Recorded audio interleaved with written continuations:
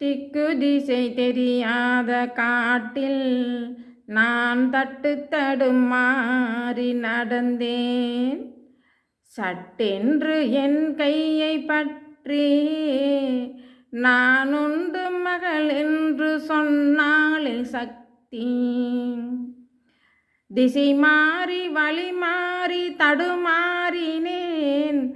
திசையாக வந்தாளே மகமாரியே. ஏனம்மா எனக்கிந்த சோகம் என்றேன்.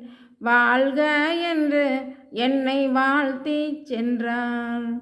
வாழ்க மகள் என்று வாழ்த்தி சென்றாள். கருவோடு சுமை தாங்கி கண்ணீரில் நனைந்தேன். காளியின் முன்னாலே நின்றேன் அம்மா.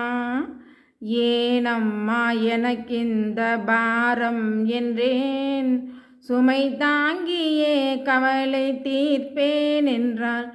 அடி சுமை தாங்கியே கவலை தீர்ப்பேன் என்றாள்.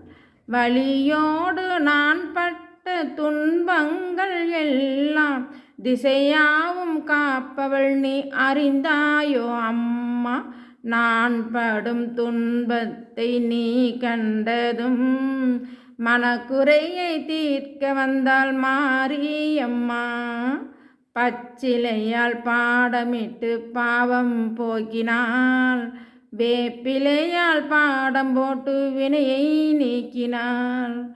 கருமருந்தை எனக்கு தந்து கவலை போக்கினாள்.